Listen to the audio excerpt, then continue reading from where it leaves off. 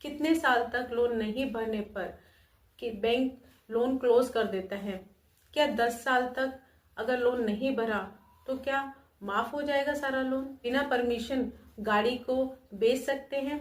अगर बेच देते हैं तो क्या हो सकता है? क्या व्हीकल लोन सेटलमेंट आप कर सकते हैं? अगर सेटलमेंट करेंगे तो कैसे करेंगे? लोन क्लोज नहीं करा तो क्या होगा? नमस्कार दोस्तों, मैं एडवोकेट दीपशिखा लीगल अवेयरनेस के एक और वीडियो में आपका स्वागत करती हूँ। आज के इस वीडियो में हम बात करेंगे व्हीकल लोन के बारे में। बहुत सारे लोग इतना परेशान होते हैं, व्हीकल लोन अगर डिफॉल्ट हो जाता है तो ऐसी कंडीशन में वो अगर नहीं भरा तो क्या होगा।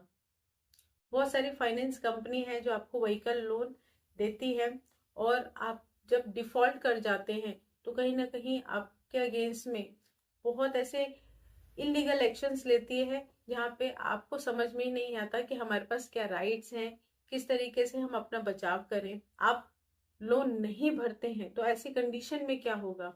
कितने साल तक लोन नहीं भरने पर कि बैंक लोन क्लोज कर देता है? क्या 10 साल तक अगर लोन नहीं भरा तो क्या माफ हो जाएगा सारा लोन? बिना परमिशन गाड़ी को बेच सकते हैं? अगर बेच देते हैं तो क्या हो सकता है? क्या व्हीकल लोन सेटलमेंट आप कर सकते हैं? अगर सेटलमेंट करेंगे तो कैसे करेंगे? लोन क्लोज नहीं करा तो क्या होगा? गाड़ी सरेंडर करनी हो तो क्या लोन खत्म हो जाता है? गाड़ी सरेंडर करने के बाद आपको लोन नहीं भरना पड़ता है? गाड़ी सरेंडर करके सेटलमेंट कर सकते हैं या फिर गाड़ी सरेंडर करने पर लोन खत्म हो जाता है? तो आज हम इन्हीं सभी सवालों के बारे में बात करेंगे, इसलिए वीडियो को शुरू करने से पहले वीडियो को लाइक कर दें। चैनल पे नए हैं तो चैनल को सब्सक्राइब करके बेल आइकन जरूर दबा दें। अगर कोई क्वेरी है तो वो कमेंट बॉक्स में कमेंट करके पूछ सकते हैं या फिर व्हाट्सएप के माध्यम से भी मैसेज करके पूछ सकते हैं और वीडियो को शेयर कर सकते हैं ताकि इससे सबको मदद मिल सके। अब जैसे कि अगर कोई भी व्हीकल लोन होता है और वो डिफॉल्ट अगर आप करते हैं तो आपके पास डिफॉल्ट करने के बाद बैंक से नोटिस आना शुरू हो जाते हैं कि आपका जो ईएमआई है वो डिफॉल्ट हो गया है, आपका एनपीए हो जाएगा, आप अपनी ईएमआई भर दो। अब यहाँ पे लोगों को लगता है कि एनपीए हो जाएगा, एनपीए होने से क्या होगा, कोई बात नहीं, कुछ साल बाद भर देंगे, अभी हमारे पास पैसे नहीं हो पा रहे हैं। चाहे कोई भी जेन्युइन रीजन हो आपका जिसके चलते आपने ईएमआई डिफॉल्ट की हो, आप बैंक से बोलते भी हैं कि अभी हम ईएमआई नहीं भर पाएंगे, थोड़ा सा हमें समय चाहिए, हमारा ये जेन्युइन रीजन है। बट कहीं ना कहीं जब आपका लोन अकाउंट एनपीए हो जाता है उसके बाद ये जो बैंक एनबीएफसी है इनकी जो गुंडागर्दी है वो शुरू हो जाती है। क्योंकि जो व्हीकल लोन होता है उसमें सबसे बड़ी प्रॉब्लम यही आती है कि जो व्हीकल लोन है उसमें जो आपका एसेट है कहीं ना कहीं वो एसेट जिससे वो लोन की रिकवरी कर सकते हैं और वो एक तरह से आप ये समझ लीजिए कि आपका जो लोन है वो एक सिक्योर्ड लोन की तरह ही काम करता है। कहीं ना कहीं आपका जो एसेट है वो एक सिक्योर्ड एसेट हो जाता है बैंक एनबीएफसी के लिए, जिससे वो अपनी रिकवरी कर सकती है। अब यहाँ पे जैसे ही आप एक से दो ईएमआई डिफॉल्ट करते हैं आपके पर प्रेशर पड़ना शुरू हो जाता है बैंक एनबीएफसी की तरफ से, और जैसे ही आप तीसरी ईएमआई डिफॉल्ट करते हैं जो बैंक एनबीएफसी के गुंडे हैं वो रास्ते में आकर के आपको डरा धमका करके आपकी गाड़ी ही आपसे छीन करके ले जाते हैं। अब यहाँ पर पे आपको यही लगता है कि हमसे जबरदस्ती गाड़ी छीन के ले गए हैं। क्या जबरदस्ती गाड़ी छीन कर ले जाना इनका लीगल राइट होता है? क्या ये लीगल है? बिल्कुल भी लीगल नहीं है।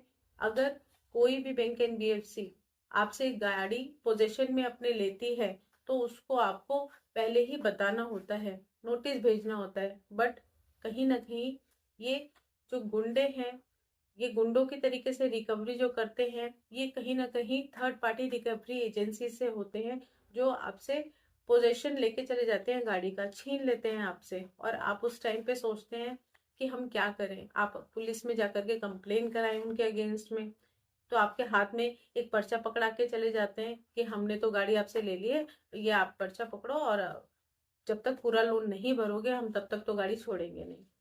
अब यहाँ पे मैं आपसे यही कहूंगी कि व्हीकल लोन अगर आप सोचते हैं कि सेटलमेंट होता है, क्योंकि बहुत सारे लोगों का एक ही सवाल होता है कि व्हीकल लोन हमारा है, हम डिफॉल्ट कर गए हैं, अब हम सेटलमेंट करना चाहते हैं।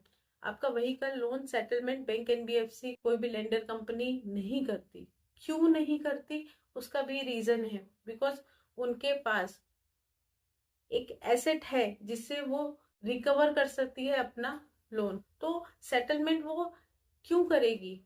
हाँ, आपको कुछ वेवर दे सकती है, आप उनसे बात करेंगे, जो भी आपका इंटरेस्ट पेनल्टी लगा है आप वो माफ करा सकते हो, बट सेटलमेंट नहीं करती है।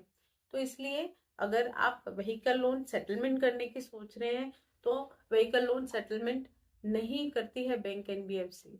तो इसलिए जब भी कभी भी आपको लगता है कि आपकी जो व्हीकल है उसको वो ले जाते हैं, आपको जबरदस्ती आपसे रिकवर कर लेते हैं, जबरदस्ती आपसे पोजीशन में ले लेते हैं, तो ऐसे में जो आपका व्हीकल है उसे वो ऑक्शन करके सेल करके जो भी अमाउंट मिलता है उससे वो अपना लोन अकाउंट रिकवर कर लेते हैं। अब आप ये सोचते हैं कि गाड़ी हमने दे दी है, अब गाड़ी दे दी तो अब हमें लोन देने की जरूरत है नहीं है, अब तो हमारा लोन खत्म हो गया। बट बहुत सारे लोगों को कुछ सालों बाद जब लीगल नोटिस आता है कि आपका इतना अमाउंट अभी भी पेंडिंग है, तब आपको लगता है कि हमने तो गाड़ी भी दे दी थी, हमने तो इतना लोन पहले भर भी दिया था, फिर भी हमारे ऊपर इतनी आउटस्टैंडिंग ड्यू है, ऐसा क्यों हुआ? तो ऐसा इसलिए होता है कि जब भी वो जो लेंडर कंपनी है आपका व्हीकल लेके जाती है और उसको जब ऑक्शन करके उससे रिकवर करती है, तो जितना अमाउंट वो रिकवर करती है ऑक्शन करने के बाद, अब जैसे कि आपकी गाड़ी की वैल्यू जिस टाइम उन्होंने पोजीशन में ली उस टाइम उस गाड़ी की वैल्यू 5 लाख थी, आपका जो आउटस्टैंडिंग ड्यू था उस टाइम पे वो था आपका 10 लाख रुपए। अब उस टाइम पे वो गाड़ी सेल करके जितना अमाउंट रिकवर होता है और बाकी जितना बचता है वो आप ही से रिकवर करती है, और वो जो अमाउंट है डिफरेंस अमाउंट वो आपकी लायबिलिटी होती है फ्यूचर में पे करने की। आप सोचते हैं कि हमने तो गाड़ी दे दी है अब हमारा लोन खत्म हो गया, ऐसा बिल्कुल भी नहीं होता है। तो इसलिए जब भी अगर आपकी गाड़ी सेल होती है तो आप सेल करने के बाद कितने की आपकी गाड़ी सेल हो रही है, कितना आउटस्टैंडिंग अभी भी बचा हुआ है, वो आप हमेशा पता करके और बाद में जो भी अमाउंट बचता है उसको सेटलमेंट कर सकते हो। अब यहाँ पे कई बार बात आती है कि जो बैंक एनबीएफसी है उनके जो रिकवरी एजेंट है वो आपसे बहुत मीठी मीठी बातें करके आपसे बोलते हैं कि आप गाड़ी को ना सरेंडर कर दो, ठीक है, आपका हम देख लेंगे, लोन माफ करा देंगे, हम आपका लोन क्लोज करा देंगे। अब उस टाइम पे आप सोचते हो कि ठीक है, हम गाड़ी जो है अब हमारे पास देने के लिए तो हो नहीं रहा है, तो हम एक काम करते हैं, हम अपनी गाड़ी सरेंडर करते हैं, हमारा लोन खत्म हो जाएगा, और आपसे गाड़ी सरेंडर करवा लेते हैं। और सरेंडर करने के बाद आपको कोई भी लेटर ऐसा नहीं देते कि आपका कोई भी ड्यूज अभी बाकी नहीं है, और आप गाड़ी दे देते हैं, आप इसी में रहते हैं कि हमने गाड़ी दे दी, हमारा लोन क्लोज हो गया। बट कभी भी जब आप गाड़ी सरेंडर करते हैं तो सरेंडर करने से पहले आप उनसे रिटर्न में ये चीज लें कि सरेंडर करने के बाद अब हमारा आपका कोई भी लेन देन बाकी नहीं रहेगा, तो आप गाड़ी सरेंडर करें, अदरवाइज गाड़ी सरेंडर बिल्कुल भी ना करें।